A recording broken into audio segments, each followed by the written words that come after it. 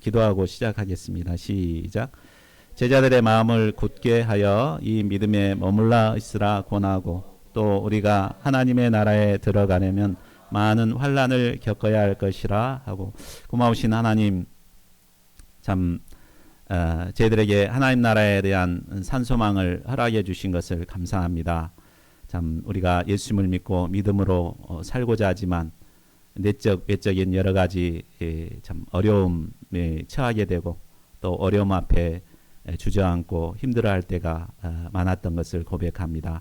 오늘 말씀을 통해서 고난을 대하는 사도 바울의 자세를 깊이 배울 수 있도록 도와주시고, 저희가 고난을 어떻게 대하고 극복해야 할 것인가를 깊이 배우는 귀한 시간 될 수 있도록 인도하여 주시옵소서. 감사하고 모든 말씀 주 예수 그리스도 이름으로 기도하였습니다. 아멘. 폴란드에 가면 아우슈비츠 수용소가 있습니다. 우리 다니엘 목사님 다녀오셨다고 하는데 저는 아직 못 가봤습니다.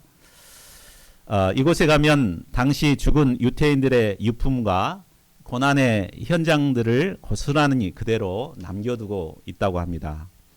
수용자들이 쓰던 물건들을 그대로 이렇게 보관해 놓고, 또 감옥, 여기 보면 불태워 죽였던 그런 장소까지도 그대로 보존해 두었습니다.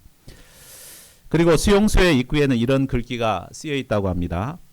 역사를 기억하지 못하는 자들은 똑같은 재앙을 되풀이할 것이다. 무슨 의미입니까? 고난의 역사를 잊지 말아야 그것을 되풀이하지 않고 새로운 미래로 나갈 수 있다는 말입니다. 유태인들이 말할 수 없는 고난을 이겨내고 오늘날과 같은 눈부신 발전을 이룰 수 있었던 것은 바로 고난과 역경을 이겨낸 그들만의 이런 역사관이 있었기 때문입니다. 그들에게는 역사의 고난을, 현재의 고난을 잘 극복해야 미래의 영광을 얻을 수 있다는 이런 분명한 신념이 그들에게는 있습니다. 그들에게는 고난은 피하고 싶은 것이 아니라 영광을 얻기 위한 필수적인 과정이라는 철학이 있습니다. 때문에 고난이 찾아오면 그것을 어찌하든지 이겨내고 그 고난에 도전하고자 노력합니다. 자, 누구에게나 고난은 있습니다.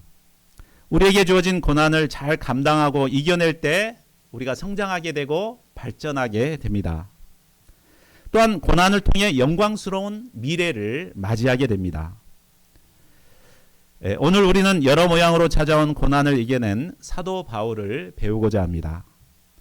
본문 말씀을 통해 고난에 대처하는 바른 자세를 배우고 우리에게 닥친 모든 고난을 잘 이겨내고 승리하는 자들이 될 수 있기를 기도합니다. 파트 1, 고난을 피해 복음을 전한 바울, 1절에서 7절입니다. 지난주 우리는 사도 바울의 1차 전도행 전반부를 공부했습니다. 사도 바울은 구브로와 또 비시디아 안디옥 전도를 통해 하나님께서 자신을 이방의 빛으로 삼았다는 것을 깊이 영접하게 됩니다. 자, 하나님의 뜻을 발견하게 되면 이제 순풍에 돛단 듯이 술술 모든 일들이 잘 풀려야 할 것 같습니다. 그러나 이런 기대와는 달리 1차 전도여행 후반부 사역에는 더 큰 어려움을 겪게 됩니다. 자, 1절을 보십시오. 비시디아 안디옥의 박해를 피해 이고니온으로 온 두 사도는 다른 곳에서처럼 먼저 회당에 들어가 복음을 전합니다. 사도 바울과 바나바가 회당에서 복음의 말씀을 전하자 유대인들과 헬라의 허다한 무리가 믿고 영접하는 역사가 있었습니다. 그런데 모두 다 믿는 것은 아니었습니다. 2절을 보십시오. 순종하지 아니하는 유대인들이 이방인의 마음을 선동하여 믿는 형제들에게 악한 감정을 품게 했습니다. 말씀의 역사가 있는 곳에는 항상 이런 이것을 대적하는 사탄의 역사가 있습니다.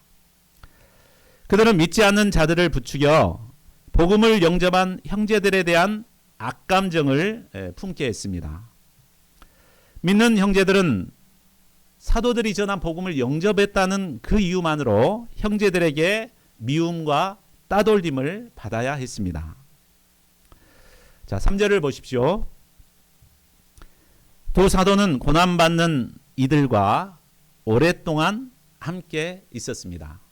여기서 오래 있었다라는 단어는 헬라어로 충분한 시간이 되기까지 있었다라는 의미입니다. 사도들은 이제 막 복음을 영접한 어린 양들이 자립적인 믿음의 사람이 되기까지 마치 어린아이를 돌보듯 그들과 함께하며 그들에게 하나님의 말씀을 가르쳤습니다. 우리는 양들을 도울 때 양들이 복음을 영접할 때까지는 아주 열심히 돕습니다. 그런데 그가 복음을 영접한 후에는 이제 스스로 알아서 신앙생활하도록 참 조금 느슨하게 가만히 내버려두기 쉽습니다. 그러나 사실 양들에게 목자가 절실히 필요한 시기는 복음을 영접한 직후입니다. 사탄이 양들의 생명을 빼앗기 위해 복음을 영접한 순간부터 끊임없이 역사하기 때문입니다. 그러므로 목자들은 양이 복음을 영접한 직후부터 자립적인 리더가 되기까지 충분한 시간 동안 함께하며 그들을 말씀으로 가르쳐야 합니다. 자, 그러자 무슨 일들이 일어났습니까? 3절 하반절을 보십시오. 주께서 친히 사도들을 통해 표적과 기사가 일어나게 하셨습니다.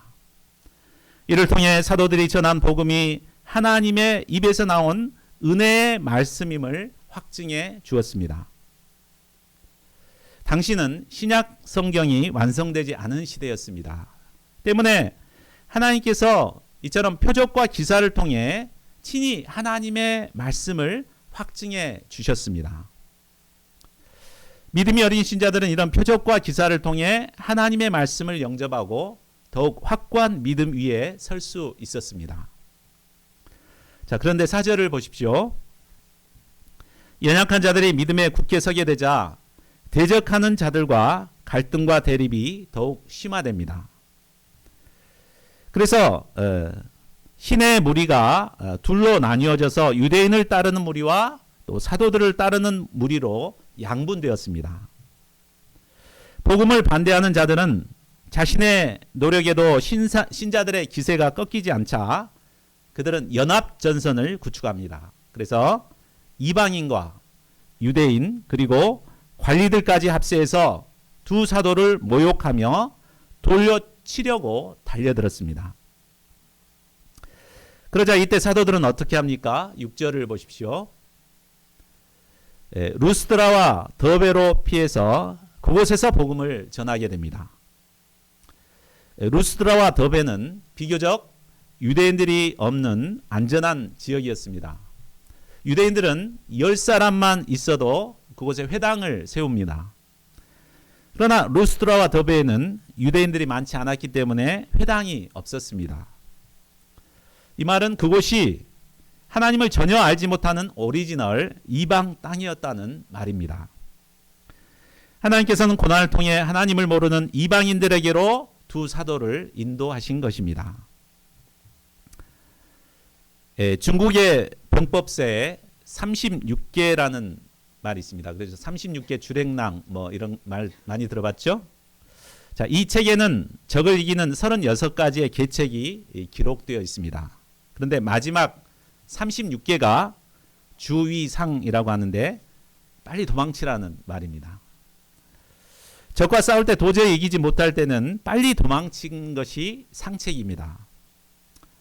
자, 예수님께서도 마태복음 10장 14절에 보면 제자들의 전도여행 보낼 때 뭐라고 하십니까? 먼저 그 집에 이제 그들이 영접하지 않았을 때는 먼저 그 집에서 또 성에서 나가라고 했습니다. 그리고 난 뒤에 발에 먼지를 떨어버리라고 했습니다. 그러니까 먼저 부딪히지 말고 이렇게 피하라는 것입니다. 우리가 캠퍼스에서 복음을 전하다 보면 우리가 감당하기 힘든 대적을 만날 때가 있습니다. 이때 우리는 맞서 싸우기보다 빨리 그곳을 피해야 합니다. 그리고 사도 바울처럼 아직 복음을 모르는 다른 사람들에게 가서 복음의 말씀을 전해야 합니다. 자, 파트 2. 분에 넘치는 영광을 거절한 바울. 8절에서 18절입니다. 바울과 바나바가 이고니온에서 29km 떨어진 루스트라에 갔을 때였습니다. 그곳에 발을 쓰지 못하는 한 사람이 있었는데 그는 나면서부터 한 번도 걸어본 적이 없는 자였습니다. 그런데 그래서 그런지 그는 심령이 가난해서 사도 바울이 복음을 전할 때 그것을 아주 집중하여 겸손히 들었습니다. 그러다 바울과 딱 눈이 마주쳤습니다. 구절을 보십시오. 바울이 그를 주목해 보았을 때 그에게 구원받을 만한 믿음이 있음을 보게 되었습니다. 여기서 구원받을 만한 믿음이란 그가 육신의 병에서 나음을 받을 수 있다는 믿음을 말합니다. 자, 일평생 불구로 살았는데 그가 어떻게 나을 수 있다는 그런 믿음을 가질 수 있었을까요? 그것은 바로 바울이 전한 복음의 말씀을 겸손히 받아들이고 영접했기 때문입니다. 로마서 10장 17절은 이렇게 말합니다. 우리 같이 한번 읽어볼까요? 시작. 그러므로 믿음은 들음에서 나며 들음은 그리스도의 말씀으로 말미암았느니라. 예. 나면서부터 걷지 못하는 불치병을 가진 그였지만 겸손한 심령으로 하나님의 말씀을 들었을 때 그의 마음에는 나도 나올 수 있다라는 그 놀라운 믿음을 갖게 된 것입니다. 우리가 이 예배 자리에 와서 설교를 듣고 하나님의 말씀을 듣는 거 대단히 중요합니다. 그런데 더 중요한 것은 어떤 자세로 말씀을 듣는가입니다. 아무리 은혜스러운 말씀이라 하더라도 아무런 문제의식 없이 빨리 안 끝나나? 지금 시간이 몇 시야? 하면서 이런 마음으로 들으면 전혀 은혜를 받지 못합니다. 그러나 본문에 앉아 있는 안진뱅이처럼 갈급한 심령으로 겸손히 말씀을 들을 때 말씀을 통해 구원을 받을 만한 믿음을 소유할 수 있습니다. 저희 모두가 겸손하고 갈급한 심령으로 하나님의 말씀을 들을 수 있기를 바랍니다. 그리하여 구원을 받을 만한 믿음을 소유하는 저희 모두가 되기를 기도합니다. 자, 10절을 보십시오. 바울은 그의 내면에 믿음이 있음을 보고 큰 소리로 명령합니다. 내 발로 바로 일어서라. 그러자 날 때부터 안진병이었던 사람이 순식간에 벌떡 일어났습니다. 그리고 사람들이 보는 앞에서 걸어가는 놀라운 기적의 역사가 일어났습니다. 그가 선포되는 하나님의 말씀을 겸손히 들었을 때 구원받을 만한 믿음이 생겼고 또 말씀에 의지하여 순종했을 때 일어나 걸어가는 놀라운 역사가 일어난 것입니다. 자, 이 사건은 사도행전 3장에 나오는 베드로가 성전 미문에 앉아 구걸하는 안진뱅이를 낫게 한 사건과 매우 흡사합니다. 안진뱅이를 일어나게 하는 것은 바로 메시아의 표적 중에 하나입니다. 성전 미문에서 구걸하던 안진뱅이를 일어나 걷게 한 것을 통해 베드로는 유대인의 사도로 인정을 받게 되었습니다. 이와 마찬가지로 사도 바울도 안진뱅이를 일어나 걷게 함으로 그가 이방인의 사도가 됨을 인정받게 되었습니다. 11절을 보십시오. 이 사건을 지켜보던 무리들은 루가오니아 방언으로 신들이 사람의 형상으로 우리 가운데 내려오셨도다 라고 소리를 질렀습니다. 그리고 나이가 많고 풍채가 있는 바나바는 그리스 신화에 나오는 최고의 신인 제우스 신이라고 불렀습니다. 그리고 말을 잘하는 바울은 제우스의 아들인 헤르메스라고 했습니다. 그리스 신화를 보면 헤르메스는 주로 제우스의 메시지를 사람들에게 전달하는 역할을 했기 때문에 아주 말을 잘했다고 합니다. 그래서 말 잘하는 바울이 헤르메스라고 이렇게 했습니다. 루스드라 지역은 이처럼 헛된 신화를 믿고 살아가는 자들이 많았습니다. 바울과 바나바는 그 사람들이 루기오니아 방언으로 말했기 때문에 저 사람 도대체 뭔 짓 하는 거야 잘 몰랐습니다. 예, 그런데 넘겨주세요. 그 사람들이 자신을 제사장 신당으로 데리고 가서 제사장들이 소와 화환을 가지고 제사를 드리고자 하자 그때야 비로소 상황 파악이 되었습니다. 아, 이 사람들이 우리를 뭘 어떻게 하려고 하는가 이해가 되었습니다. 자, 사실 이때가 사도들에게 있어서는 가장 큰 유혹의 때였습니다. 사람들에게는 누구나 영광을 얻고자 하는 죄악된 본성이 있기 때문입니다. 많은 위대한 주의 종들이 이런 유혹을 이기지 못해 말년에 하나님의 영광을 가리는 일들이 종종 있었습니다. 사울 왕도 처음에는 얼마나 겸손한 자였습니까? 그러나 왕이 되고 교만해지니까 자기 영광을 취하고자 하고 비참한 최후를 맞이하게 됩니다. 사도행전 12장에 나온 헤롯 왕도 백성들이 이것은 신의 소리요 사람의 소리가 아니라 이렇게 말하자 그만 하나님께 영광을 돌리지 않고 자신이 취해버렸습니다. 그러다 결국 벌레에 먹혀 비참한 최후를 맞이했습니다. 자, 그러나 바나와 바울은 이런 유혹을 완강하게 거부했습니다. 14절을 보십시오. 그들은 다급한 심정으로 막 옷을 찢었습니다. 옷을 찢는 것은 그만큼 자신의 마음이 고통스러움을 드러내는 표현이었습니다. 바나바와 바울은 하나님의 영광이 가리우고 자신의 영광이 드러나는 것을 도저히 참을 수가 없었습니다. 그래서 옷을 찢고 무리 가운데로 뛰어들어가서 큰 소리로 외칩니다. 우리 15절을 보십시오. 여러분이여 어찌하여 이런 일을 하느냐? 우리도 여러분과 같은 성정을 가진 사람이라. 여러분에게 복음을 전하는 것은 이런 헛된 일을 버리고 천지와 바다와 그 가운데 만물을 지으시고 살아계신 하나님께로 돌아오게 함이라. 자, 이 말씀에서 사도 바울과 바나바는 자신들이 복음을 전하는 목적이 무엇인가를 분명하게 증거합니다. 바울과 바나바가 복음을 전하는 목적은 바로 자기 영광을 얻기 위해서가 아니었습니다. 오직 헛된 것을 섬기는 사람들이 그 헛된 일을 버리고 천지 만물을 창조하신 하나님께로 돌아오도록 돕기 위함이었습니다. 자, 16, 17절을 보십시오. 사도들은 계속해서 하나님이 어떤 분이신가를 설명합니다.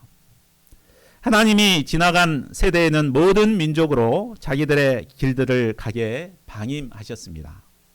여기서 방임했다는 말은 하나님이 하나님으로서의 의무를 하지 않았다는 말이 아닙니다. 이는 하나님께서 인간에게 부여하신 자유의지를 존중하심으로 그들이 스스로 깨닫고 돌아오기를 기다리신 것입니다. 그러나 그렇다고 하나님께서 자신을 나타내지 않은 것도 아니었습니다. 세상 사람들에게 비를 내리셔서 결실을 하도록 도와주십니다. 음식과 기쁨으로 풍요롭게 살도록 해주십니다. 사실 곡식이 자라고 열매를 맺어 추수를 한다는 것은 하나님의 도우심 없이는 이루어질 수 없습니다. 강렬한 태양빛과 또 적당한 온도와 습도가 필요하고 수분이 공급되어야 곡식이 자라나고 열매를 맺습니다. 지구가 태양에서 조금이라도 멀어지거나 지구의 온도가 조금이라도 높아지거나 낮아지면 대재앙이 오게 됩니다. 우리가 이 지구 위에서 안정된 삶을 살아갈 수 있다는 것 자체가 하나님께서 베푸신 큰 은총입니다. 이것을 가리켜 일반 은총이라고 말합니다. 하나님께서는 자연 만물을 통해 이처럼 자신을 계시하고 계십니다. 로마서 1장 20절은 말합니다. 같이 읽어볼까요? 시작.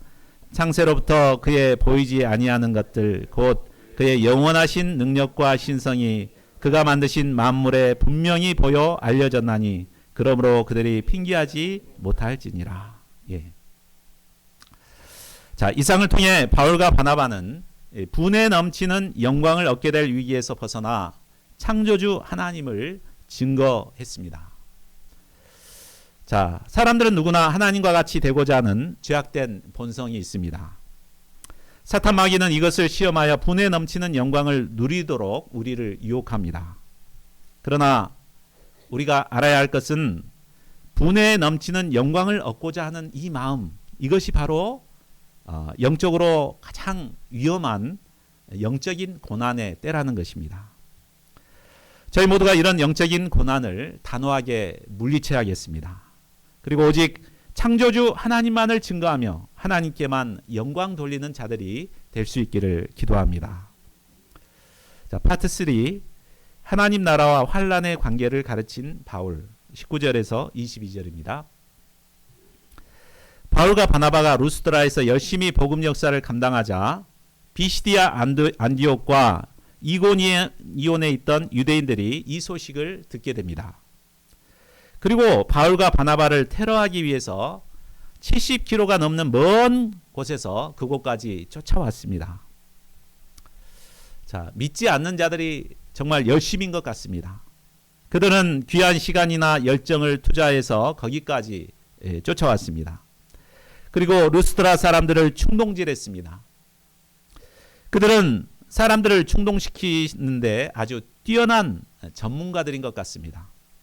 어떻게 충동했는지 얼마 전까지만 해도 바울과 바나바를 신처럼 여겼던 그들이 하루아침에 돌변해서 원수처럼 여기고 돌로 쳐서 죽이고자 했습니다.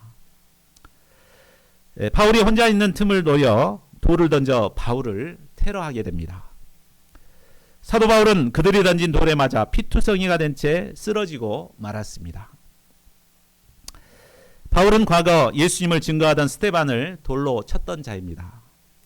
그런데 이제는 예수님을 증거하다가 돌에 맞아 죽음을 맞이하게 됩니다. 바울이 피를 흘리고 쓰러져 의식이 없자 그들은 바울을 죽은 줄로 알고 성 밖으로 갔다가 버립니다. 자, 20절을 보십시오.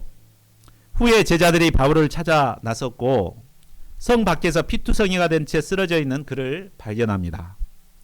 죽은 줄 알고 다가선 순간 바울이 정신을 차리고 기지개를 켜고 거기서 일어나서 툴툴 털고 아무 일 없었다는 듯이 이제 일어섰습니다. 그리고 자신을 죽이려던 자들이 득실거리는 루스드라 성으로 다시 들어갑니다. 참 대단한 배짱이죠. 다음날 바울은 바나바와 함께 더베로 가서 그곳에서 복음을 전했고 많은 사람을 제자로 삼았습니다. 사도 바울은 목숨을 위협하는 위험한 상황에서도 조금도 물러서지 않았습니다. 복음의 대적자들이 자신을 넘어뜨리면 오뚜기가 다시 일어선 것처럼 다시 일어났습니다. 또 넘어뜨리면 다시 일어나고 또 넘어뜨리면 다시 일어나 복음을 증거했습니다. 그리고 그는 루스드라와 이고니온과 비시디아 안디옥으로 돌아가며 곳곳에 세워진 제자들을 돕습니다. 자, 어떻게 돕습니까? 우리 22절을 같이 한 목소리로 읽겠습니다. 자, 시작. 제자들의 마음을 굳게 하여 이 믿음에 머물러 있으라 권하고 또 우리가 하나님의 나라에 들어가려면 많은 환난을 겪어야 할 것이라 하고. 사도 바울은 이제 1차 전도 여행을 마치고 안디옥 교회로 가게 됩니다. 그러나 남아있는 제자들은 계속 그곳에 남아서 유대인들의 핍박을 이겨내고 복음 역사를 감당해야 합니다. 이런 그들에게 바울은 먼저 마음을 굳게 하여 이 믿음에 머물러 있으라 권면합니다. 어떤 핍박과 고난이 오더라도 흔들리지 말고 마음을 굳게 하여 처음 가졌던 믿음을 계속 그 믿음 가운데 머물러 있도록 도왔습니다. 고난 중에도 믿음에 계속 머물러 있기 위해서 필요한 것이 무엇일까요? 그것은 고난에 대한 우리의 인식이 바뀌는 것입니다. 사람들은 누구나 고난을 싫어합니다. 그렇죠? 특히 잘 먹고 잘 사는 이 시대에는 고난받기를 정말 싫어합니다. 그래서 신앙생활을 하더라도 고난이 없는 개척교회는 안 가고 고난이 없는 넓은 큰 교회로 가고자 합니다. 그러나 사도 바울은 분명하게 말씀합니다. 우리가 하나님 나라에 들어가려면 많은 환난을 겪어야 할 것이라. 이 땅에서 많은 환난을 겪어야만 하나님 나라에 들어갈 수 있다는 말입니다. 이것을 반대로 말하면 신앙생활에 아무런 환난이나 어려움이 없이 신앙생활을 하게 되면 하나님 나라에 들어갈 수 없다는 말입니다. No cross, no crown. 십자가 없이는 면류관도 없습니다. 하나님 나라에 들어가려면 반드시 많은 환난을 겪어야 합니다. 이것을 잘 알았던 사도들은 이 환난을 당할 때 오히려 기뻐했습니다. 사도행전 5장 41절을 보면 그들이 옥에 갇혀 채찍에 맞았을 때 어떻게 했습니까? 그 이름을 위하여 능욕받는 일에 합당한 자로 여기심을 기뻐했습니다. 네? 채찍에 맞았는데도 오히려 막 후루루라 즐거워했습니다. 그것은 바로 이 환난을 통해서 더욱 하나님 나라가 가까이 왔음을 알았기 때문입니다. 자, 여러분 신앙생활이 어렵고 힘들지 않습니까? 신앙생활에 환난과 고통이 있다면 그것은 하나님 나라를 향해 잘 가고 있다는 것을 증명해 주는 것입니다. 우리 고통 총량 불변의 법칙이라는 말이 있습니다. 들어보셨습니까?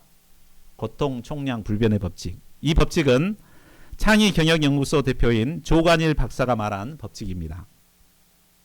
고통 총량 불변의 법칙은 한 사람이 일생 동안 경험하는 고통의 총량은 불변하다라는 법칙입니다. 다시 표현하자면 사람마다 고통의 양은 다를 수 있지만 한 사람이 일생 동안 겪어야 하는 고통의 양은 결국 정해져 있다는 말입니다. 그래서 젊어서 고생을 많이 한 사람은 늙어서 대체적으로 평안을 누립니다. 그런데 젊어서 고생을 하지 않고 살았던 사람은 늙음하게 폐지를 줍고 고생을 하게 됩니다. 이 때문에 젊어서 고생은 사서라도 하라는 말이 있습니다. 신앙생활도 마찬가지입니다. 하나님 나라에 들어가기 위해서는 반드시 고난을 받아야 합니다.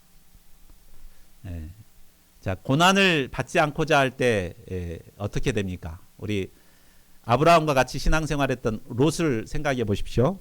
롯은 결정적인 순간에 편하게 살고자 소돔과 고모라 땅을 선택합니다. 그랬을 때 그 노후가 어땠습니까? 아주 비참했죠.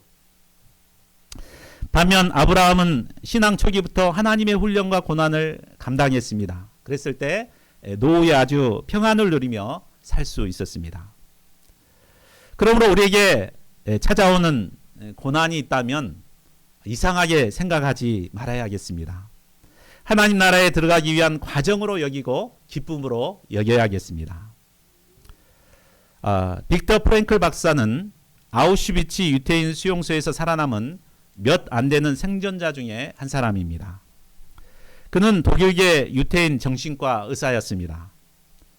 그는 수만 명이 학살당한 죽음의 수용소에서 살아남아 죽음의 수용소에서라는 책을 썼습니다.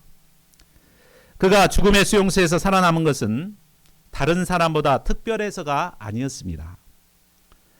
독일 군들은 한평 남진한 방에다가 9명을 가두어 놓고 매일 강도 높은 강제 노역을 시켰습니다. 이런 절망적인 상황에서 모두가 좌절하고 절망하고 죽어나갔습니다. 그런데 그는 이런 절망적인 상황에서도 참 이곳에 나가서 사람들에게 필요한 그 연구를 해야 되겠다 싶어가지고 연구하며 원고를 썼습니다.